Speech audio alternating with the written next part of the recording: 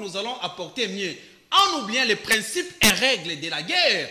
Lorsque vous prenez les principes élémentaires par rapport à la guerre, ce n'est pas seulement les armes, il y a également la partie diplomatique. C'est pour cela, vous verrez que au sein de l'opposition, il y a déjà une cassure, une fissure. Il y a même un candidat de l'opposition qui a dit, si vous n'allez pas me voter, vous votez moi Mboka. Pourquoi il a dit ça? Parce qu'il a déjà compris les enjeux des multinationales. Les enjeux des multinationales, c'est diviser la République démocratique du Congo. Diviser la République démocratique du Congo passe par un candidat. Raison pour laquelle, dans les speeches du président de la République, Félix Antoine Tshisekedi, il est dit à haute voix, il y a certains candidats des étrangers, et nous les voyons dans leur façon de faire. Quand un candidat nous dit que moi, dans 6 mois, je vais mettre fin à la guerre, nous prenons un exemple simple. Rapidement. La guerre entre l'Ukraine et la Russie. Okay. La Russie qui est une grande puissance en termes de l'armement. Mais la Russie n'a pas su prendre l'Ukraine dans 6 mois ou 1 année. La guerre continue toujours. C'est pour cela, vous verrez à ce que son discours a apporté beaucoup plus de méfiance auprès de la population congolaise. Un autre discours qu'il a brandi sous prétexte, c'est que quand je vais prendre le pouvoir, je vais négocier avec les M23. Mais écoutez, mais on a l'impression que vous êtes sur Moïse Katumbi. On n'est pas sur Moïse Katumbi. Elle est multiple. D'ailleurs, vous venez de le confirmer. C'est par rapport au dire, nous, on n'a pas cité. Donc, vous confirmez que vous également, vous l'avez suivi. C'est pour cela que l'homme congolais aujourd'hui est mature, sous prétexte dire que le peuple congolais ne va plus faire confiance pour repartir à zéro, ce qui est quasiment faux et archi faux. Le peuple congolais préfère sauvegarder ou conserver les acquis pour développer notre pays qui est la République démocratique du Congo. Alors lui, il soutient un candidat qui a choisi d'être le loup solitaire, Martin Fayoulou, qui est d'ailleurs à Goma, qui a fustigé et qui a lancé honte à ceux qui pensent ou qui l'associent au président Félix Tshisekedi. Denis Belessi, quel candidat, moi je voudrais qu'on ait un débat plus scientifique. Quel candidat aujourd'hui par rapport à cette question de l'Est offre le mieux? Bonjour d'ailleurs. Bonjour, mais c'est toujours Martin Fayoulou m'a dit. En vérité, je vous l'ai dit. Le pouvoir ne quittera jamais Félix vers une autre personne, soit pour une autre personne. Le pouvoir quittera Félix Tshisekedi vers Martin Fayoulou et pour Martin Fayoulou. Pourquoi? Les 2 candidats ici, dont les représentants sont présents, n'ont pas de discours. Ce sont les candidats de chamaillerie. L'un accuse l'autre, l'autre accuse celui-là. Tout ça, c'est par manque de profil et perspective. Puisqu'il y a des conditions pour être un meilleur président dans ce monde. Les 3 conditions pour être un meilleur président sont, premièrement, l'intelligence, deuxièmement, l'honnêteté, et troisièmement, le courage. Martin Fayoulou est le seul candidat président de la République qui a tous ces 3 caractéristiques. Les discours de l'Est, pendant tout ce temps, l'Est de la RDC était abandonné. Vous proposez d'abord quoi? Vous proposez quoi pour régler la question de l'Est de la RDC? Mais nous avons une armée et on va créer seulement une armée spécialisée le long des frontières. Okay. Et la diplomatie aussi, ce n'est pas à négliger puisque nous sommes des pays limitrophes. Félix joue sa diplomatie, mais ça ne tient pas. Nous aussi, nous viendrons avec notre élégance et élégance politique. Ça va nous permettre à gagner aussi les âmes des pays voyous. Et nous allons finir avec ce problème. Nous avons la connaissance. C'est pourquoi j'ai dit, pour gagner les élections en RDC, c'est celui qui va présenter un bon programme par rapport au problème majeur des conflits de l'Est. Okay. Puis c'est le grand problème de la RDC, c'est ce conflit de l'Est. Et le conflit de l'Est, là, il n'y a que Martin Fayoulou m'a dit qui peut résoudre ça. Ah, merci, l'homme providentiel. Alors, Clément Kavamba, Il a dit, M. Ramsès, les candidats des étrangers. Par moment, on associe Moïse Katumbi à ces concepts-là créés par Félix Tshisekedi, candidat à l'étranger. Il justifie l'incapacité de celui-ci, Moïse Katumbi, à dénoncer le Rwanda. Est-ce que vous pensez que dénoncer aujourd'hui, ça vous peine? Vous savez, directement, je vous réponds à cette question où l'on pense qu'on ne dénonce pas assez.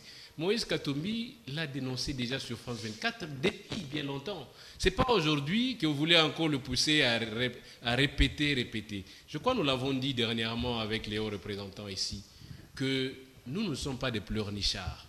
Ce n'est pas en disant le Rwanda nous agresse matin, midi, soir, que la guerre se termine à l'Est. C'est tout simplement irresponsable pour un président de la République de rester dans les jérémiades. C'est enfantin, c'est irresponsable. Nous avons besoin d'un président qui agit, d'un président qui prend le taureau par les cornes et qui se dit « nous y allons, nous faisons ceci, nous faisons cela pour mettre fin à la guerre ». Nous n'avons pas besoin de passer à la RTNC, de passer sur différentes chaînes, d'inviter des journalistes de renom international pour des interviews et dire c'est les Rwandais qui nous agressent, comme si, en le déclarant devant le micro des différents médias au niveau international, la guerre se terminerait à l'Est. C'est tout simplement irresponsable. Moïse Katumbi dit, moi je ne suis pas dans les jérémiades. Et d'ailleurs, il est connu comme un homme d'action. Il est connu comme ça.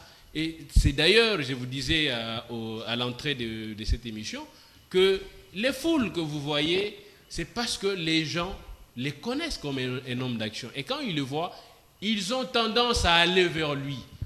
Et parce que c'est lui qui incarne l'espoir.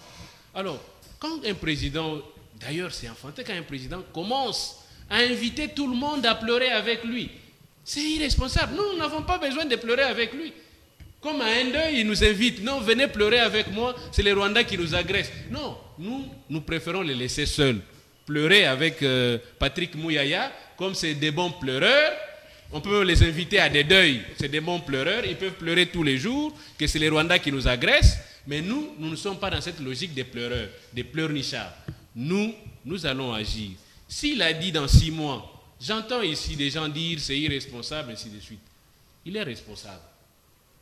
Il donne sa parole comme responsable. Moi, je dis ici que nous avons un plan. Eux peuvent nous dire ici quel jour Félix Tshisekedi a présenté son projet de 2024 à 2028 au Congolais. Quel est le jour qu'il a présenté? Au dépôt de sa candidature, au sortir de la CENI, au sortir de la CENI, en déposant sa candidature, il est sorti avec l'acronyme RDC, qui n'a jamais su démontrer.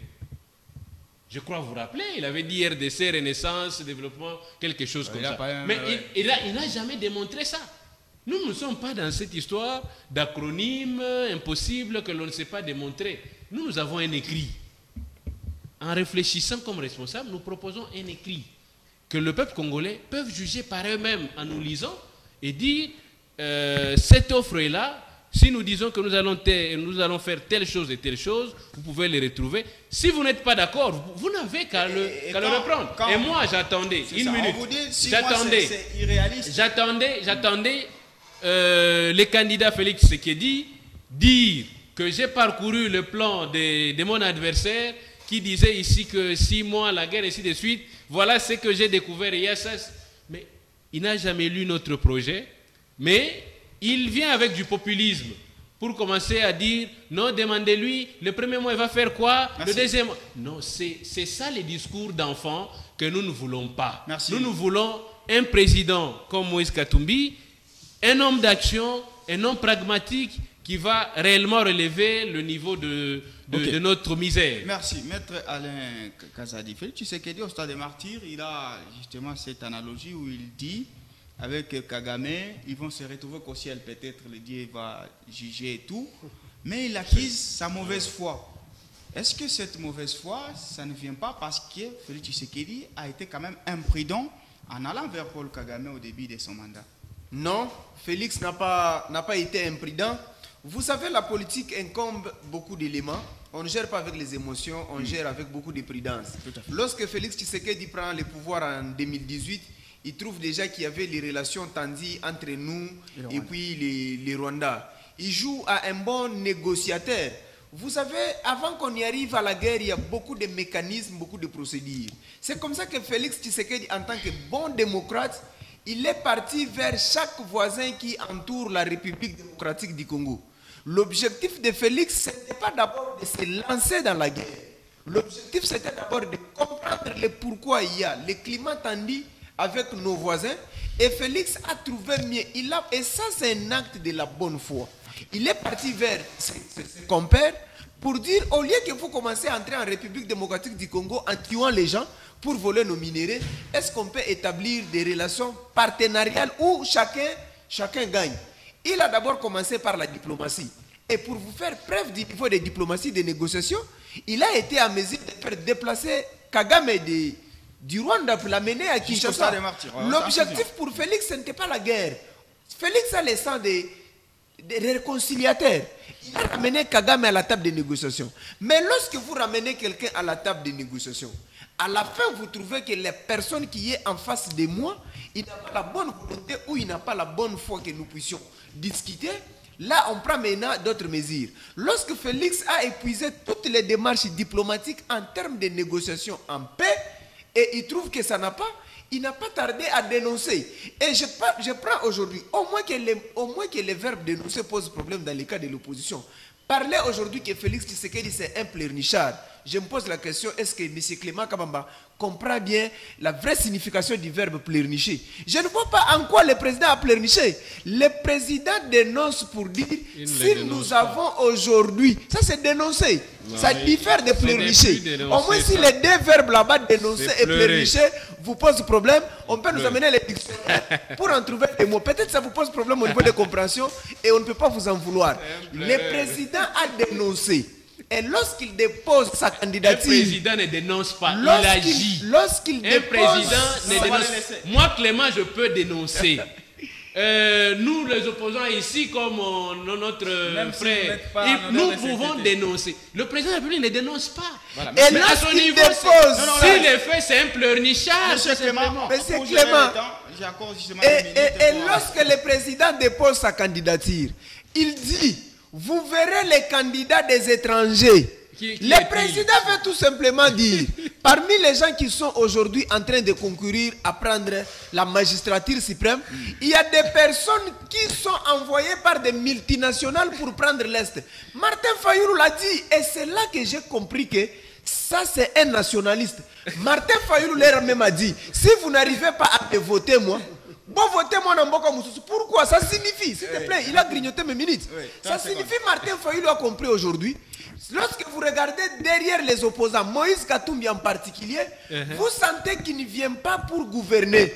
Comme c'est un businessman, il est envoyé par les multinationales aujourd'hui pour représenter ses pairs qui ont besoin de piller la République. Et ils ne vont utiliser que lui comme pion pour voler. Et le président dit... Vous allez les remarquer qu'ils seront incapables aujourd'hui de dénoncer nos agresseurs. Et c'est ce que nous vivons. Est-ce que ça, il faut chercher des phrases, messieurs les journalistes? Est-ce qu'en diplomatie, y a-t-il de bonne foi ou c'est une question d'intérêt? Merci beaucoup, monsieur JC. En diplomatie, il n'y a pas de bonne foi, c'est juste une question d'intérêt. Raison pour laquelle, dans les relations internationales, on dit les États n'ont pas d'amis. Ce qui prime beaucoup plus, ce sont des intérêts. Permettez que je rebondisse sur quelque chose de très important de notre co-débatteur, frère Clément Kabamba. Ici, il est très vrai qu'il faut faire la part des choses, dénoncer et pleurnicher. Et donc, quand on ne sait pas faire la différence, comment ça fait mal autant? Ça pose problème. Comment ça fait autant mal? J'aimerais bien. Vous ne comprenez pas les notions élémentaires. C'est pour ça que ça fait mal. Comment ça fait autant mal? On va le laisser se défendre. Quand il parlait, c'était mal. Son autorité, il arrive à Goma. Il écrit en haute voix, en faisant appel à qui? À Vital Kamerhe. Pourquoi toi tu es dans un camp, tu veux faire appel à un autre candidat qui est dans un autre camp? Ça prouve la suffisance qu'il y a déjà un échec patent. Ah bon? Pour ne pas consommer l'échec, il préfère lancer un cri d'alarme pour que les autres là lui viennent au secours. C'est pour cela que, quand vous regardez tout ce que le président de la République, Félix Antoine Tshisekedi, a fait, c'est pour l'intérêt de l'homme congolais.